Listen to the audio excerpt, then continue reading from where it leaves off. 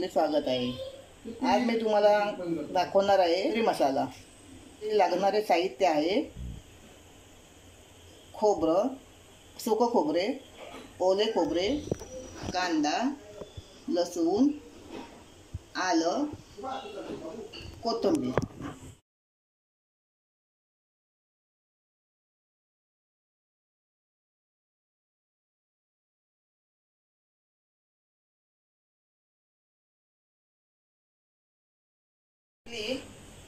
की नंतर त्यात कांदा टाकायचा।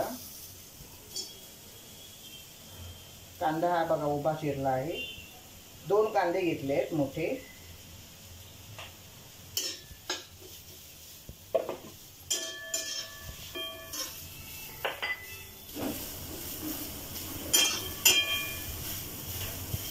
आता थोडी लसूण टाकूया। 10-15 पाकळ्या लसणीच्या घेतले।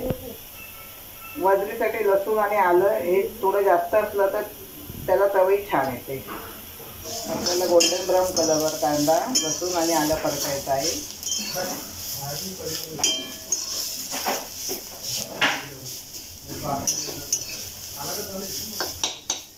त्यात आपण सुकं खोबरं, ओलं खोबरं थोडंसं टाकायचं आहे।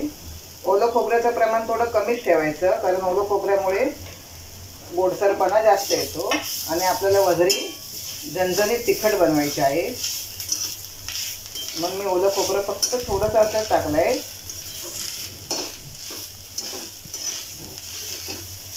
आता आपण त्यात सुकं खोबरं घालूया। मी हे छोटी 1 वाटी सुकं खोबरं घेतलंय।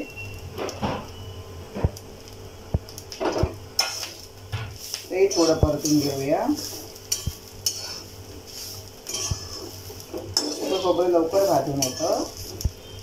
थोडंसं तेल टाकूया। ऑलरेडी खोबऱ्याला स्वतःचं तेल असतं, म्हणून आपण फक्त थोडंसं तेल टाकायचं आहे, कढई खाली लागू नये म्हणून।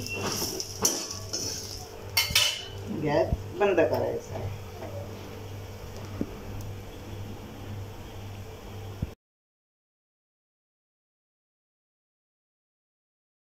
आपल्याला ही वजरी कुकरमध्ये करायची आहे।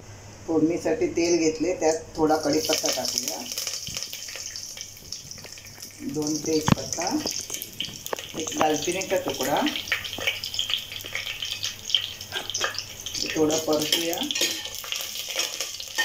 बारीक गॅसवर फोडणी कधी बारीक गॅसवरच ठेवायची, म्हणजे फोडणी करपत नाही। थोडा फोडणी करता कांदा घालूया।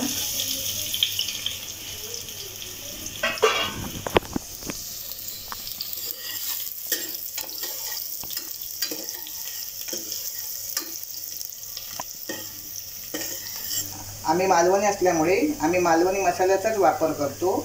त्यात थोडं तिखटच लागतं, म्हणून मी त्या हिशोबाने टाकलंय। थोडा तेलात परतूया, म्हणजे थोडी तरी चांगली येते। यात आपल्याला चण्याची डाळ टाकायची आहे।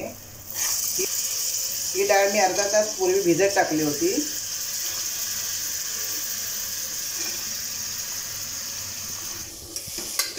डाळीलाही थोडं परतायचं आहे।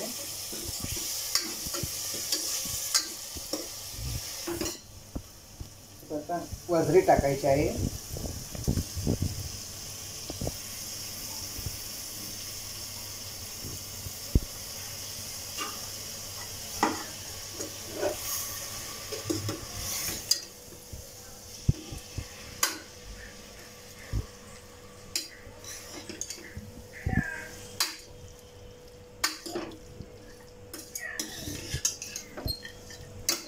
आता यात आपण ओलं म्हणजे जे वाटण केलं होतं, कांदा, खोबरं, सुकं खोबरं, आलं, लसूण, ते वाटण घालूया।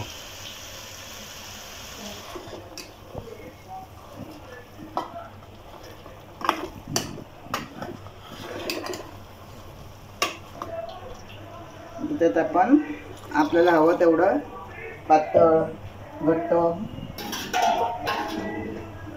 जेवढं हवं तेवढं पातळ घट्ट होईपर्यंत आपण त्यात पाणी टाकूया। ॲक्च्युली सुकीच थोडी साधारण बनवायची।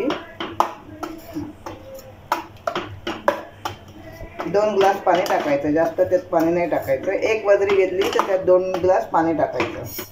चवीपुरता मीठ घालूया.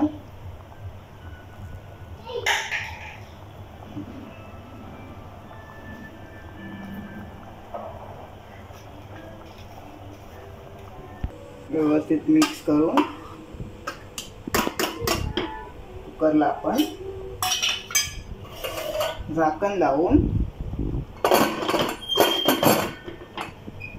फास्ट गॅसवर 4 शिट्या करून नंतर 2 शिट्या स्लो गॅसवर करायच्या आहेत.